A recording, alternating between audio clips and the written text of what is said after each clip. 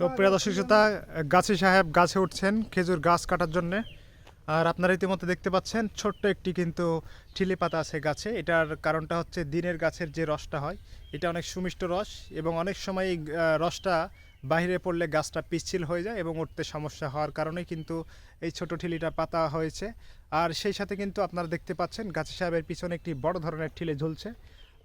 ইতিমধ্যেই কিন্তু তিনি এটি গাছ কেটে তারপরে রস যখন পড়া শুরু হবে, তারপরে হালকা একটু চুন, যেটাকে আমরা বলি ফ্রেশ করার জন্য গুড়টাকে, এটা ইউজ করার পরেই তারা কিন্তু এটা পাতবেন গাছে।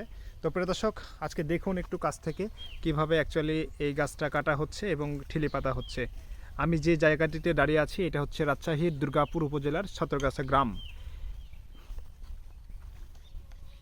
প্রিয় দর্শক, আপনারা অনেকেই প্রশ্ন করে থাকেন যে এই খেজুর গুড় কেন হচ্ছে আমরা খাঁটিটা পাই না। খাঁটিটা পেতে হলে আপনাকে এমন গাছের সঙ্গে যোগাযোগ করতে হবে যারা কিনা সরাসরি গাছ থেকে রস সংগ্রহ করে গুড় তৈরি করে নিজেরাই।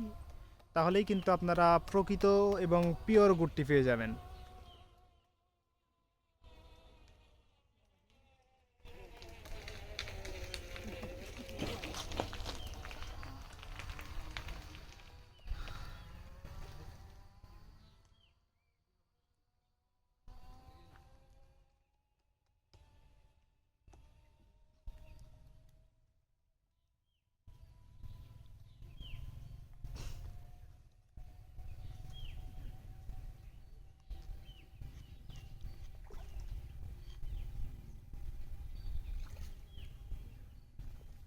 গাছ কাটা কমপ্লিট।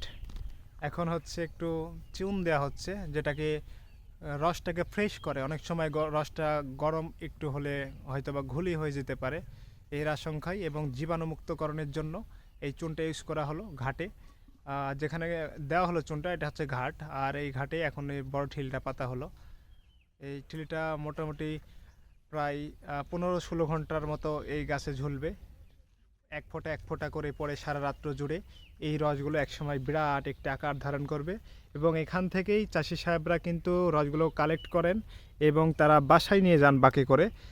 এরপরে সকাল থেকে প্রায় 2-3 ঘন্টা 4 ঘন্টা পর্যন্ত জাল করার পরেই, প্রিয় দর্শক, আপনারা যে সুমিষ্ট খেজুর গুড়টা খেয়ে থাকেন, এটা কিন্তু তারই একটি ফল।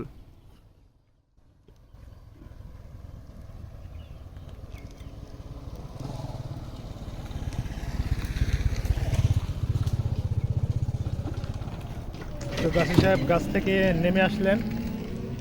রসটা গাছে শেষ এখন। গাছ লাগানো কমপ্লিট। ওই ওই ওই পাঁচ গাছ আরো। আচ্ছা, তো প্রিয় দর্শক শ্রোতা, কে কোথায় থেকে আমার এই ভিডিওটি উপভোগ করছিলেন এটি কমেন্ট করে জানিয়ে দিন। আর এমন দৃশ্য আপনি উপভোগ করতে চাইলে চলে আসবেন রাজশাহীর দুর্গাপুর পুঠিয়া অঞ্চল ব্যাপী প্রত্যন্ত অঞ্চলগুলোতে। প্রিয় দর্শক, শীত ঋতু আসলে এমন দৃশ্যের দেখা মিলে। ধন্যবাদ প্রিয় দর্শক সবাইকে। আল্লাহ হাফেজ।